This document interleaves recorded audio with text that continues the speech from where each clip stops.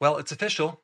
YouTube has just now banned anything related to health that doesn't align with the general medical consensus.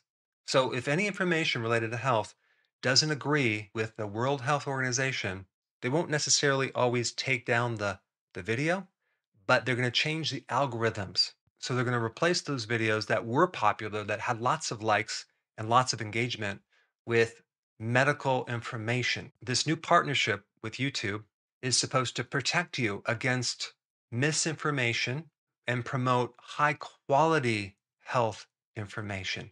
And their definition of misinformation is anything that opposes their viewpoint. I mean, if you go to drberg.com, you will see that I have 7,607 success stories. I'm helping people. I'm giving people lots of non toxic solutions. And if you just read the comments, you'll see that a lot of people are being helped. So, my information is not dangerous. It's not misinformation. It's actually quite helpful. And this new change is going to hurt a lot of people because they're not going to be able to find alternative viewpoints, alternative opinions. Sometimes medicine doesn't work. They're looking for inexpensive natural remedies to handle certain body issues. But guess what? Now they're going to have a very difficult time finding those solutions because all these medical sites are going to replace alternative health. I mean, I used to rank for so many conditions. Now you can't even find me unless you type Dr. Berg slash whatever. And even on the keto diet, I have 928 keto videos. That's right, 928 videos. Guess what? When you type keto diet, you can't find me. Instead, the number one ranked video is from Mayo Clinic, okay? And the comments are turned off. And you can see the likes are actually not very high compared to the number of views. I think they have like 260,000 views, but very few likes. And it's an anti keto video. And I'm going to share some interesting things in that video. But I first want to communicate a couple things. A long time ago when Google started, they had this motto, and that was do the right thing. And then they changed it to don't be evil. And now I don't even know what if they have a motto. But you think just giving people this one medical viewpoint, this monopoly over your body, your healthcare, you think that's going to increase the quality of health? I mean, basically, this move is going to wipe out the competition. And competition, competing viewpoints and opinions are very, very good in the healthcare field because it forces everyone to raise the bar and do better at getting results. And how do we trust this medical group with all the strategic alliances and the strategic partners? The strategic alliances with Big Pharma and how they partner with medical universities and medical journals. How do we trust that? Like I said before, their definition of misinformation is basically any information that opposes the medical viewpoint, the medical consensus. How do we make sure they're transparent with all the conflict of interest, the strategic alliances, and the strategic partners, and what they call the stakeholders, which some of them are part of industry, and of course, the revolving doors with all the directors? It's terrible. It's terrible. And I think it's going to hurt a lot of people because freedom of health information is really freedom of speech. And it's a very slippery slope. The more you start filtering out other opinions, other viewpoints, so many people go on the internet because they have not gotten results with certain types of medications and they're trying to find alternatives. So if someone wants something that's non toxic, okay, or something that's natural, or a do it yourself remedy, that is all considered dangerous misinformation.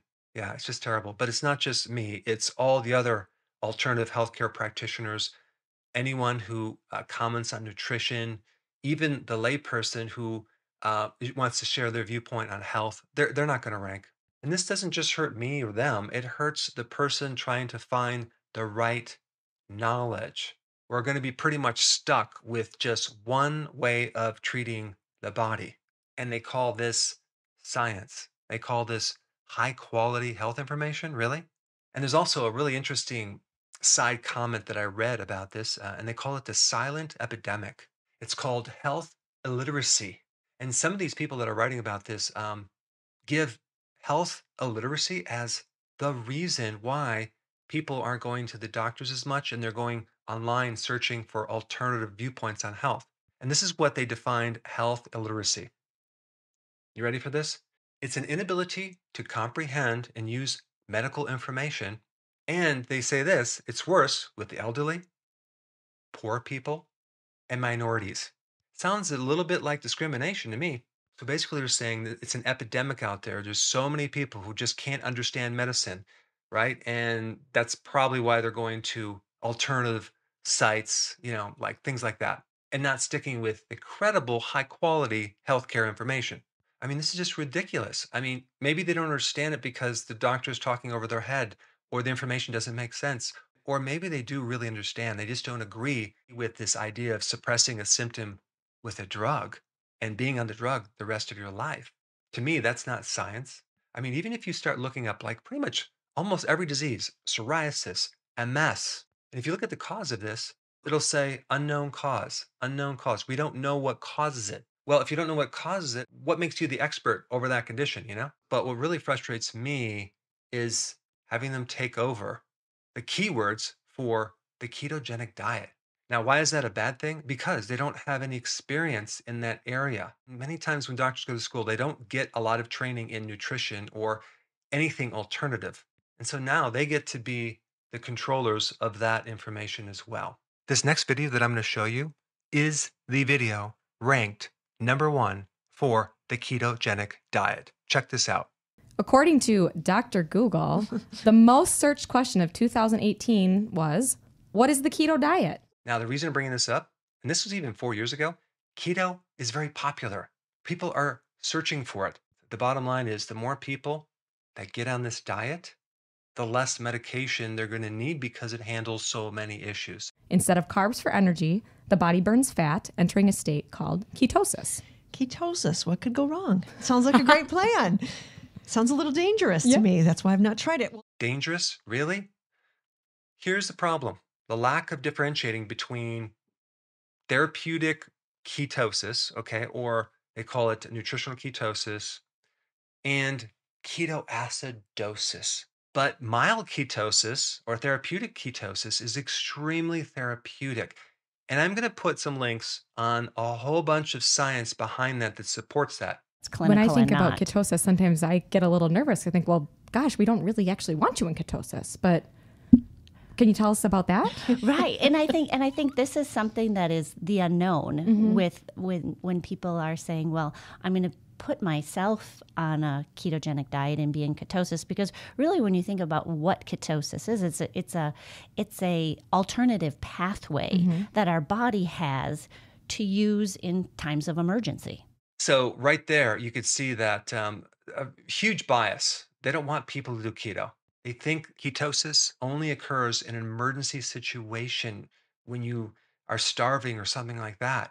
That is so false. Talk about misinformation on steroids. That is absolutely not true.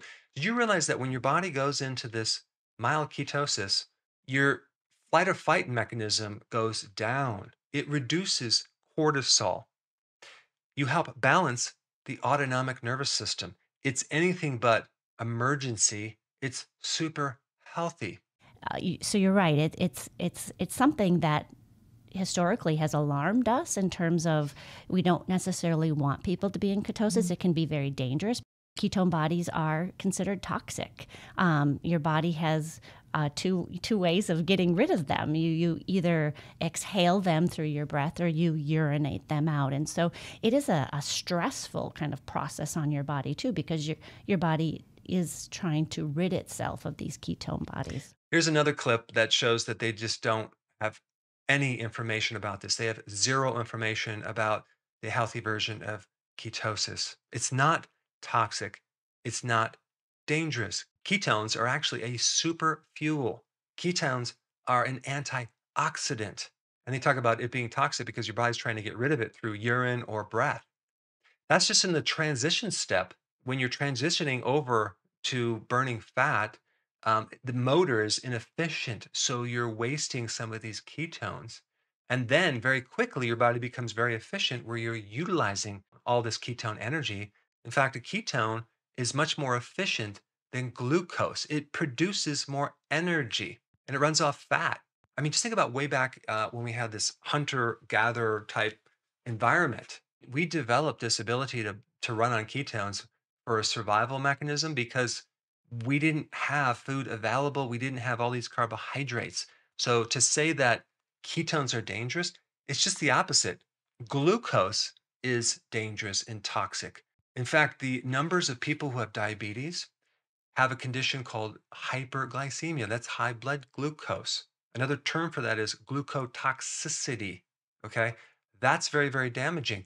And what's really interesting about that concept is this: when you eat a lot of sugar and carbs, okay, which they don't seem to have a problem with, over time, you develop diabetes, right? And in advanced type 2 diabetes, as well as type 1 diabetes, that's when you can develop this ketoacidosis problem. So the number one reason why people have ketoacidosis is because they have high blood glucose, okay?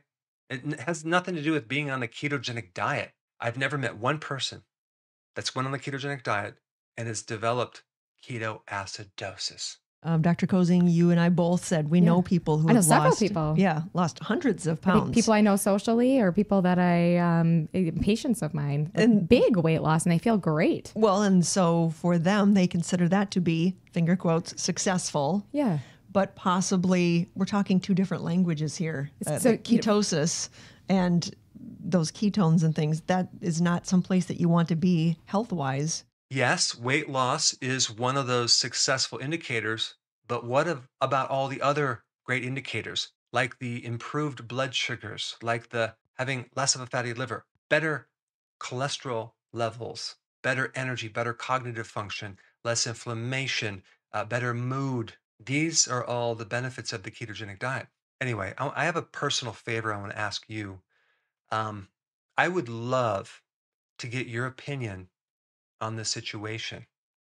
So if you would please click the link down below and go through the survey questions and tell me what your opinion is on this, what I think is very radical recent change of suppressing other viewpoints on health. So I want to thank you for watching this video and thank you in advance for filling out this survey, because I really want to know what you think about this.